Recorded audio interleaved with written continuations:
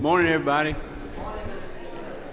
How about coming in and let's settle down and get started? We're going to be on a short time this morning, and they had appropriations in here before we got here, so if you would, come on in. Okay.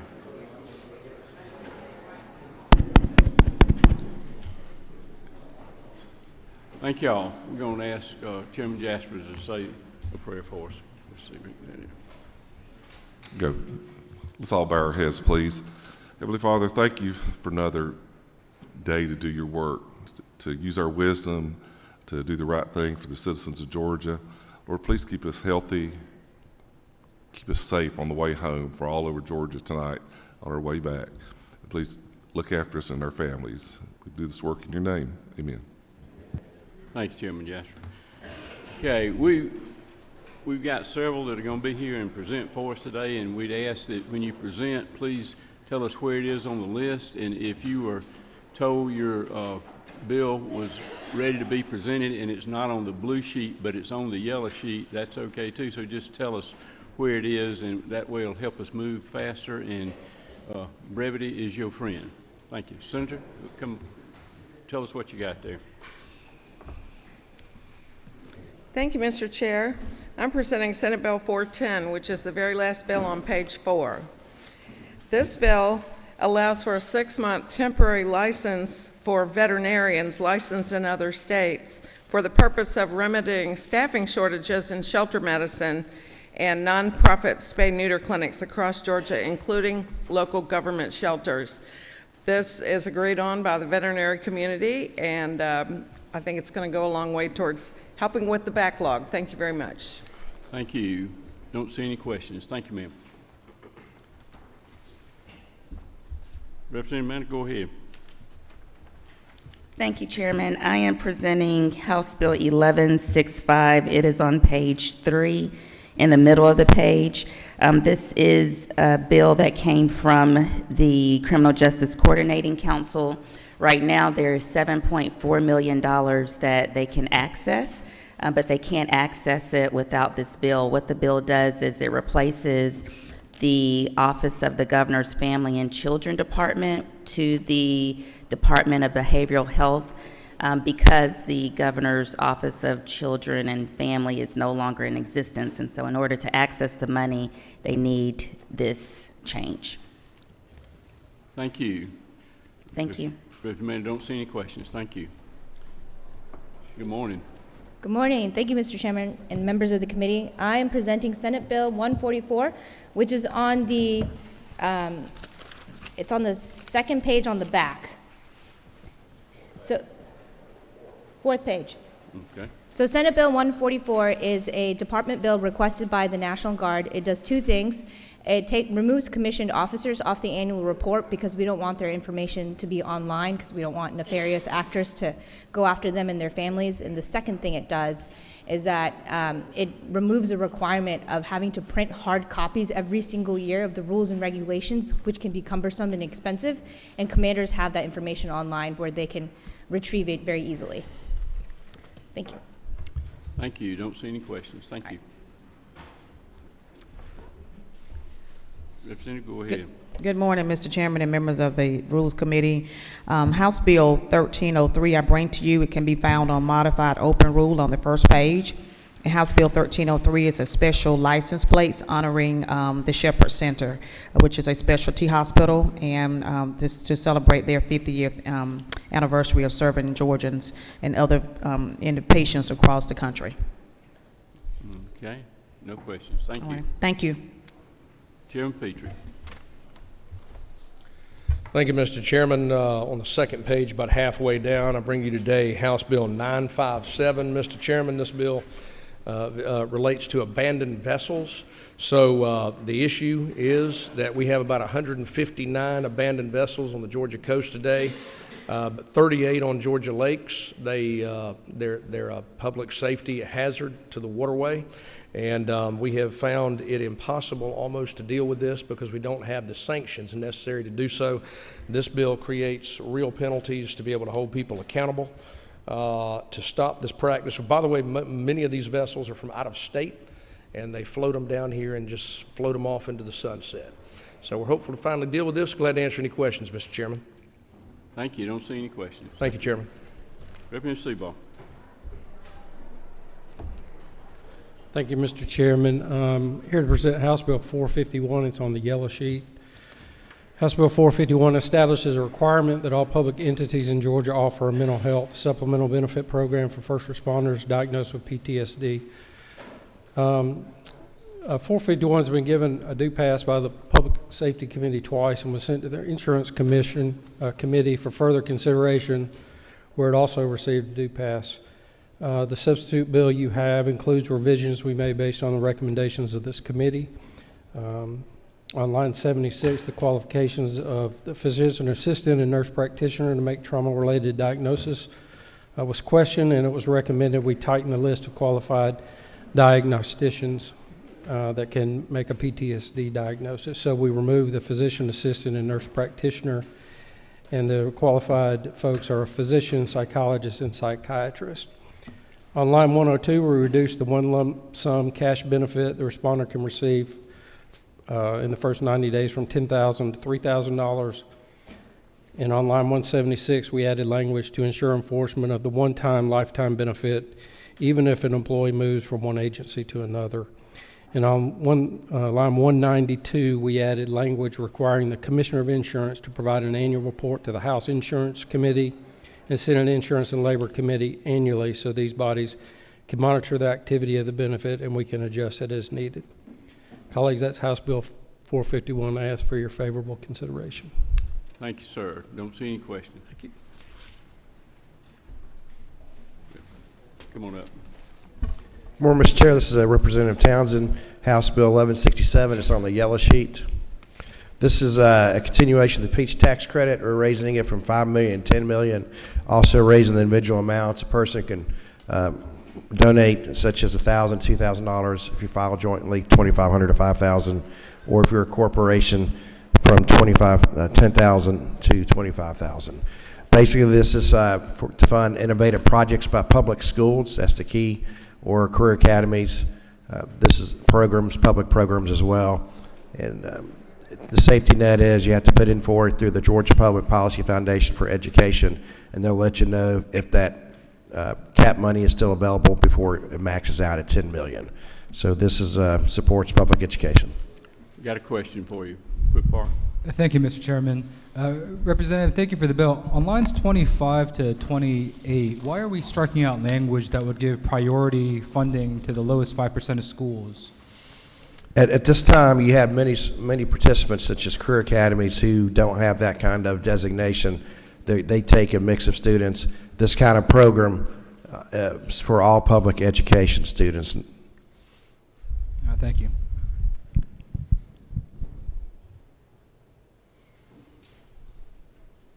Thanks, sir. No other questions. Representative McLean. Thank you, Mr. Chairman and committee. I bring you HB 1151. It's on the first page, which is the first bill. It's a special action plate for the Southern University alumni. There are roughly 3,000 alumni in the Georgia area and roughly 2,000 in the metro area, and I would look for your favorable consideration. Thanks, sir. Don't see any questions. Thank you. Chairman Rhodes.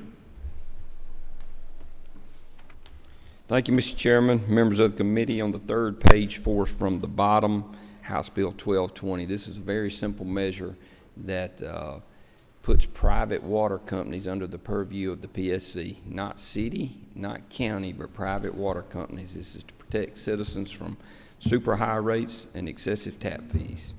Be glad to answer any questions. Okay. Don't see any questions. Thanks, sir.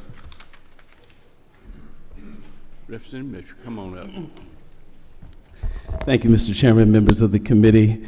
I bring to your attention House Bill 1133, which is the fifth one down on the first page. This is truly a simple measure, as it is an urging resolution brought forth by our friends at the Georgia Kidney Foundation. I'm just a mere vessel in bringing it forward.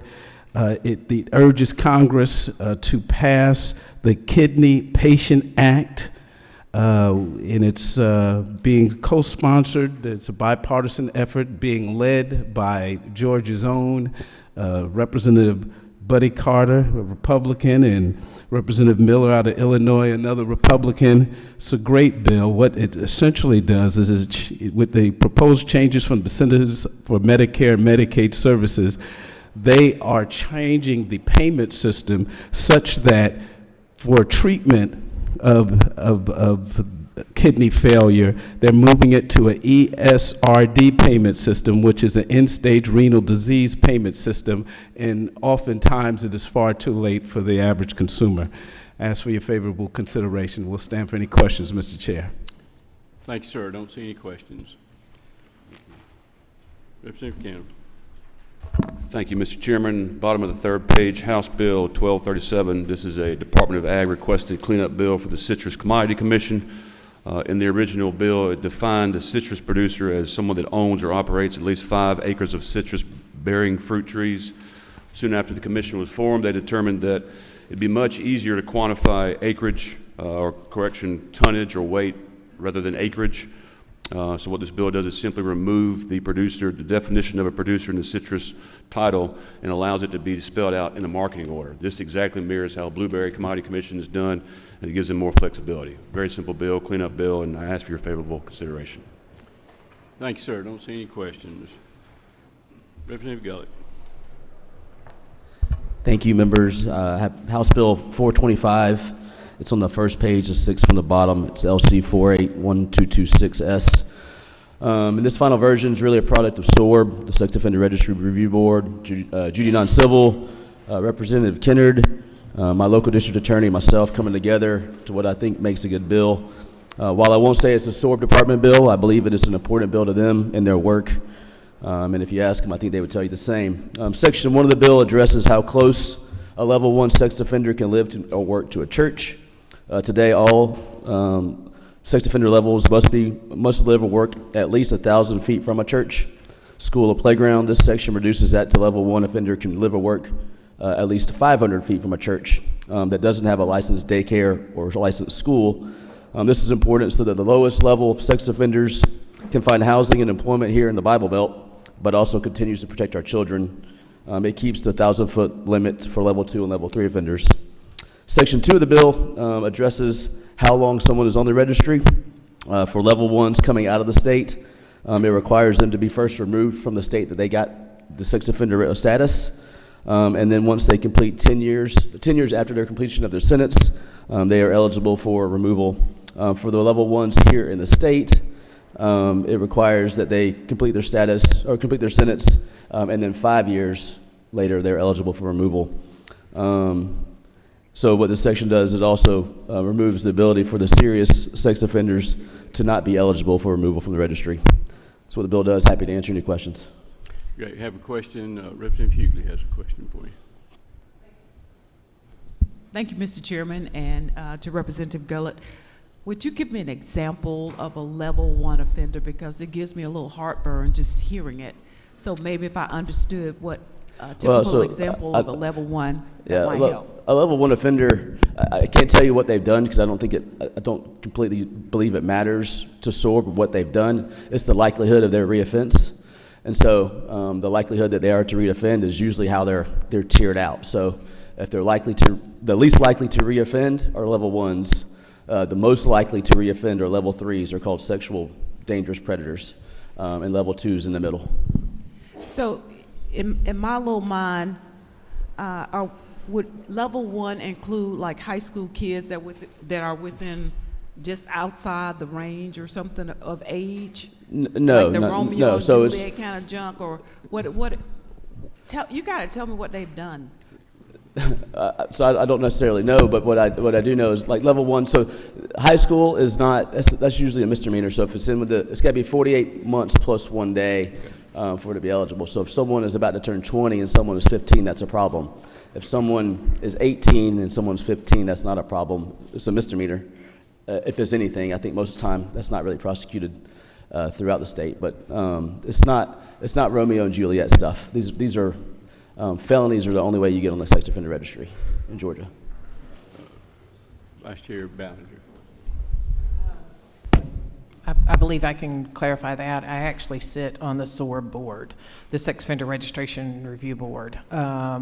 So we actually kind of go through those cases, and we're the ones who level those cases, whether it be level 1, level 2, or a sexually dangerous predator. The vast majority of those are like the representative was saying, basically, that these are like statutory rape cases where it was consensual. There was no force. There was no there was no force, weapon was not used, that sort of thing. So this was between two consenting adults, basically, and a lot of times the way that the Georgia statute reads, somebody can even, a 16-year-old can say that they're 18, and the fact that she presented herself as an 18-year-old is no defense. So she might have even presented herself as an 18-year-old, but still would be guilty of, a sexually dangerous crime and would be put on the sex offender registry. Okay. Thank you. Thank you, guys. Representative Reeves. Thank you, Mr. Chairman and members of the committee. On page 3, House Bill 1240, this is the Georgia Uniform Commercial Code update. This is the first major update since 2001. This is State Bar of Georgia Business Law Committee requested bill. It is 115 pages, but it passed unanimously through House Judiciary, and I request your favorable consideration and do pass. Thank you. Thank you. No questions. Representative Leverett. Good morning, Mr. Chairman and members of the committee. I was notified there are 4 bills which I'm to address, and I appreciate that opportunity, so I will get right to it with the chair's permission. House Resolution 1042 is at the top of the first page under Modified Open Rule. It's the next to the last item, House Resolution 1042.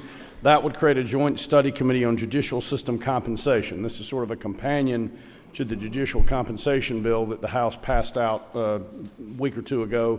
This creates a committee that would study compensation of the other participants in that system: state-paid judges, district attorneys, public defenders. No, I'm sorry, I said state-paid. I meant county-paid, like juvenile court judges, probate court judges, magistrate court judges, DAs, and public defenders. So we're trying to study the current system we have and determine if changes need to be made to make that system more uniform throughout the state. Okay, no questions. Thank you. The next one is, where did it go? House Bill 1218, which is on page 3, about 5th from the bottom. This is basically an amendment to a law that was passed by the General Assembly and signed by the governor last year. It was Leader Wade's bill. He had a situation in his district where an executor got appointed and absconded with all the money, and the people notified to get the will probated were heirs, but none of the heirs were beneficiaries. So the beneficiaries of the estate didn't even know they were beneficiaries until they learned the money had gone. So we set up a system where an executor is required to notify beneficiaries that he or she has been appointed. The fiduciary section and the probate judges suggested some changes to make the law a little more robust and effective, and so we're trying to make those changes with this bill. Okay, no questions. All right, 1247, which is just down to the very bottom, at the very bottom of page 3. I want to thank the pro tem for her leadership on this issue and for allowing me to carry this. She discovered this vehicle that exists in a number of states that's very consumer friendly and gives people an opportunity to designate a beneficiary to receive their residence upon their death. It sets out a very simple structure. It has a form in it for people to use, so it will allow folks a will alternative if they can't afford to spend the money on some estate planning. So it's the fiduciary section has reviewed it and approved it, and we believe this would really be a good consumer-friendly bill that would be very beneficial to all Georgians. No questions. All right. And the final one is just the very next page at the top. This is also related to the judicial compensation bill. It's House Bill 1251. Currently, the state auditor has to reimburse judges for travel expenses that they incur. At the time that was set up, the state auditor made the most sense to do that in 1940. But since then, this General Assembly has created the Council of Superior Court judges. It would be much more sensible for them to perform that function, because the auditor doesn't necessarily know who the judges are and can't assess the legitimacy of the request. The council can. So currently, there's a lot of duplication. It's very inefficient. This would streamline that process, make it a lot more, just sort of commonsensical and also much more efficient. Okay, no questions. Thank you. Thank you. Thank you, Mr. Chairman. Thank you, members of the committee. Chairman Smith. Morning, Mr. Chairman. I bring today House Bill 827. That's going to be the 5th bill down on the 2nd page of your blue sheet there. And just real quick, Mr. Chairman, members of the committee, this would elevate the minimum and maximum penalties for theft of livestock. Also, at the request of the Department of Agriculture, it would give them the requisite authority to investigate and make the proper determinations, and as well as arrest power for offenses relating to the theft of livestock. That, in essence, Mr. Chairman, is the bill. Okay, no questions. Thank you. Thank you. Chairman Perkle. Thank you, Mr. Chairman. Page 3, 2, 4, 6, 7 down is 1126. I offer the opportunity for a do-over. So we've all said things that, in retrospect, I remember yesterday on the House floor, I might have said something about the pants that I wear when I'm working. If I had a do-over, probably not refer to them as breeches. I offer you in 1126 a do-over. This does away with school zone cameras. We did that several years ago. I think in 2018 we passed that bill, and it has been a hot mess since. It is inconsistent in where fines are coming out. It comes, so one of my favorite stories, I say favorite because it's not very funny, except it didn't happen to me. Guy's truck got a ticket as he was being towed through a school zone on a flatbed. We had a member in this body that I actually see in this room that I'm going to try and not make eye contact with. Got one when they were towing their boat through a school zone on the weekend to the lake. We have some that are running 24 hours a day with a light flashing, with it not flashing. We generate millions of dollars of additional taxes and fees for our citizens without a measurable increase in school safety. My bill actually is a school safety bill. We have too many false positives for the state to continue this. We were sold this bill using data that pedestrian deaths were out of control in the state of Georgia. And if you look back at the data, the actual numbers, and the first 6 months of 2019 before school zone cameras to the first 6 months of 2022 after school zone cameras, pedestrian fatalities increased 57.8%. I am not saying it is because of school zone cameras, but I will say that there could be an evidence that it did not cause a decrease. It did cause a massive increase in revenues. School safety is important. I think we should have law enforcement around our most vulnerable citizens, which is our kids.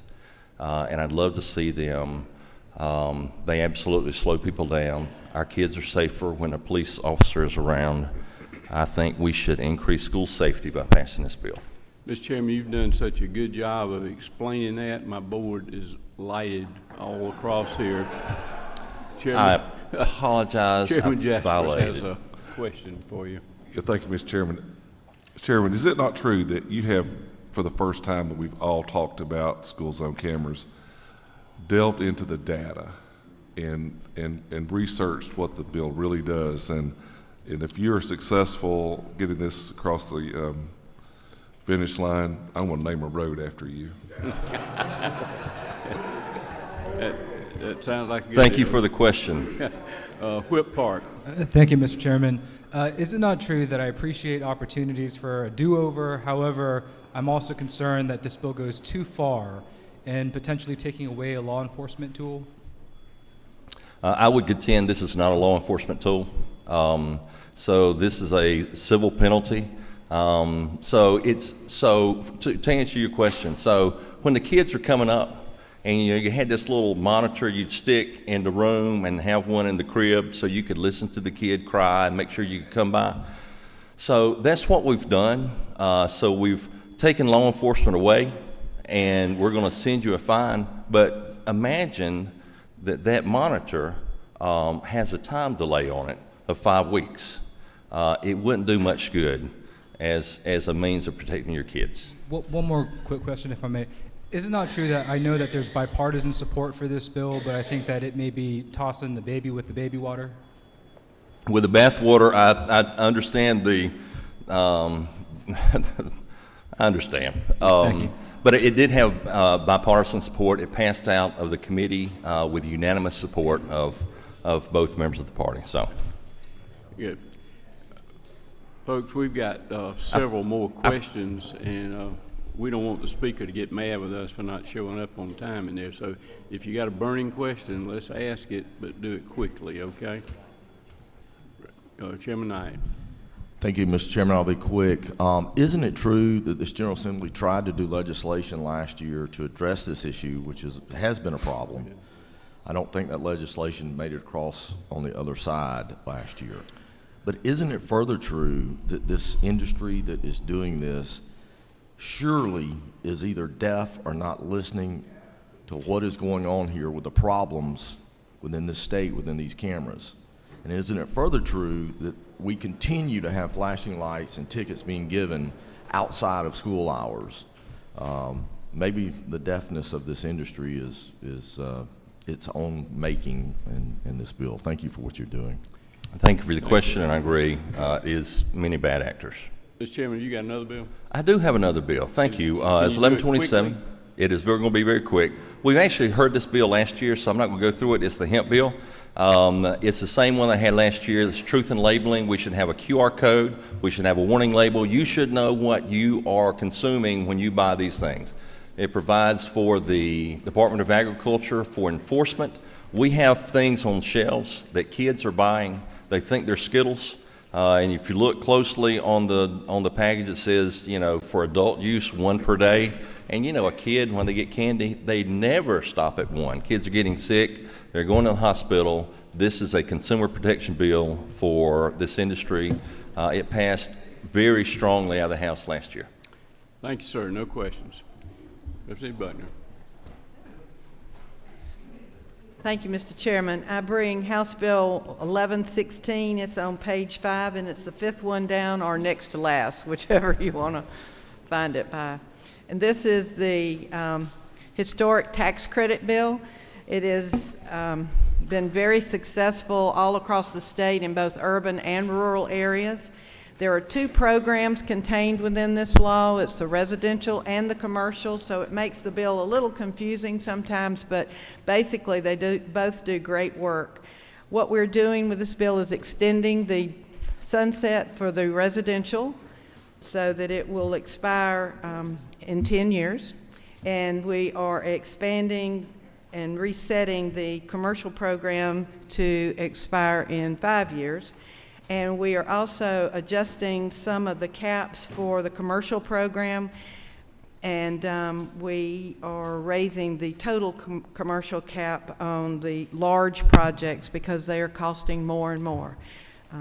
That's it in a nutshell, because I know we're in a rush, but I would entertain questions if there are any. Did a good job explaining. No questions. Thank you. Thank you. Appreciate your favorable consideration. Thank you, Chairman and Committee. I've got House Bill 1028, and it's a Department of Public Health cleanup bill. It's on the bottom third of second page, 1028. And the caption mentions scoliosis, repealing the scoliosis screening in schools. That's actually been removed from the bill. But the bill just covers several things. It's Dr. Toomey asked for all these, and it does repeal a couple of things, like a mass gathering requirement that the department would have to approve. That was put into place way back when after Woodstock, and has never been implemented, never been used. They never, and so we're just getting that off the books. We're repealing a pre-P pilot program because that pilot program has already happened and been successful. Changing the definition of sexually transmitted diseases. Tweak to how jail inspections happen. They will be confined to, public health will continue to do inspections of the food portion, the food service portion in jails. And so that's a pretty quick summary of the bill, and would ask for your favorable consideration. I have a question for you. Whip Park. Thank you, Mr. Chairman. Did the Department of Public Health mention any sort of replacement for the Georgia Diabetes Control Grant program that's being eliminated, along with the PrEP program that's being eliminated? So what was explained to me is that this was never funded, and so it's never been implemented, and so it's not necessary at this time for them to Thank you. keep it in their program. Thank you. All right, thank you. Do we have members who have requests? Just mash your button here. Representative Newton, Chairman Newton. Thank you, Mr. Chairman. On the bottom of the second page, House Bill 1090, regarding the Fostering Success Act.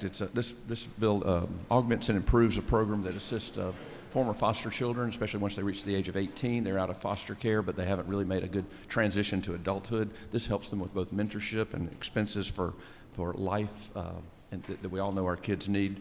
Does three things: cleans up language, allowing who can be assisted under this.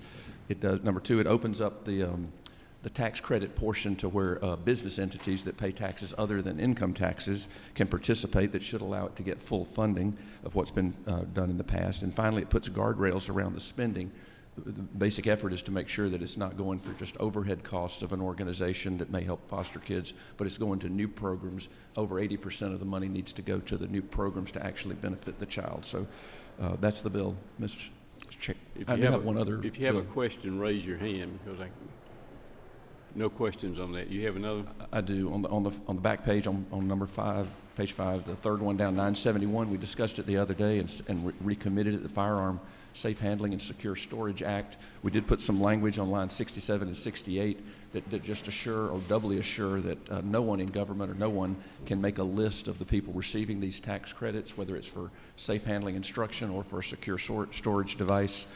It's a little bit of belt and suspenders according to the Department of Revenue, but we want to make it abundantly clear that the legislative intent is for this not to be used for any kind of a list or database. So I think hope that clears up the committee's concerns, and I look forward to favorable passage. No questions, okay. Chairman Dempsey? Yes, thank you, Mr. Chairman. On the bottom of page 1, fifth from the bottom, actually, HB 441, this will authorize, regulate, define teledentistry by licensed dentists in this state and through relationships with hygienists to particularly help some of our underserved populations where it is also hard to access dental care. Okay. Have a question, Whip Park. Hit your button there, sir. Okay. Thank you, Mr. Chairman. To the chair lady, it's not true that I appreciate the bill, but I've also been receiving a lot of concerns about the substitute version in that it expands the scope of practice for dental assistants too much.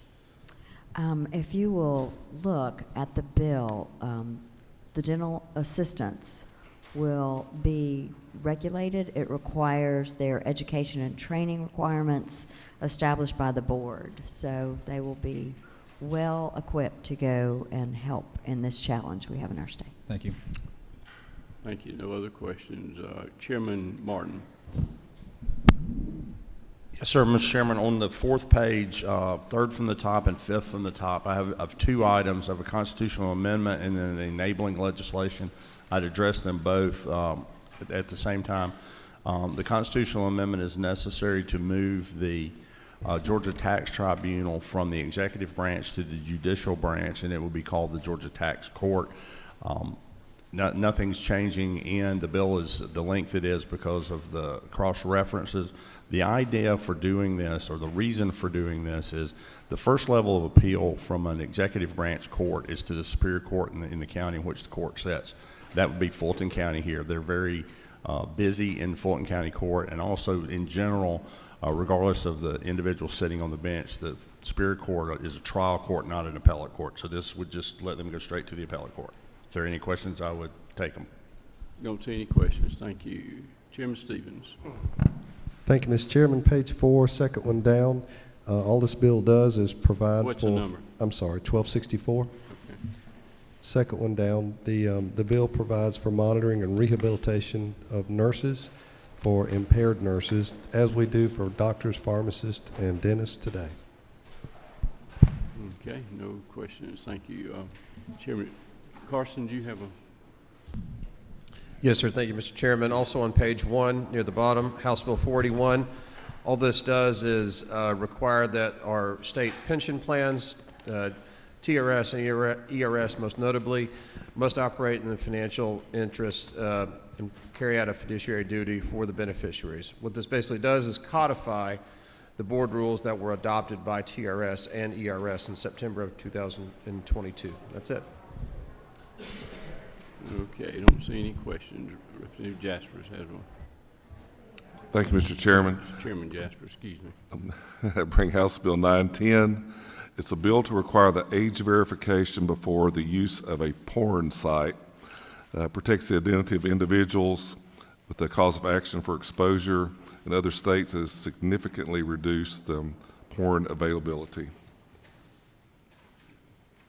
Don't see any questions. Thank you. You got another one too? No. Okay.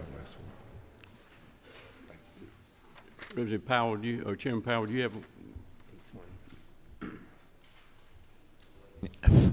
Yes, sir. Thank you, Mr. Chairman. House Bill 820. Very simple bill. Back in the early 90s when they did the motor vehicle emission standards for the attainment zones, they set a price parameters that could be charged for these, and I believe it was from $10 to $25. It's been 30-something years, and these folks have been asking if we would consider raising it from $10 to $35. Okay. Don't see any questions. Thank you. Is that everybody on the committee? Okay. Let's do a little housekeeping here. I'm going to ask for a motion to recommit House Bill 1224 back to the Higher Education Committee. Move and second. Any opposition? Okay, that's done. All right. Now, what we're going to do is set a calendar for Monday. Okay. Under modified structure, House Bill 825. Is there a move? Move in several seconds. Any opposition? Okay, it's on. House Bill 1165. Move in second. Any opposition? House Bill 1172. Any objections? It's on. House Bill, you objected? Okay. All those in favor of putting 1172 on, raise your hand. All opposed? It's on. House Bill 1240. Have a move and a second. Any opposition? It's on. Okay. Representative Ballinger. Recognized for a motion. Mr. Chairman, I move that pursuant to Rule 33.3 that we limit debate on all matters placed on the rules calendar to 1 hour, time to be allocated at the discretion of the chair. We've heard the motion. Is there a second? Is any opposition? There is objection. All those in favor, raise your hand. All opposed? It passes. Okay. Okay. Just so we make sure we understand, Monday, House Bill 825, House Bill 1165, House Bill 1172, House Bill 1240. That's it. We are adjourned. Thank you.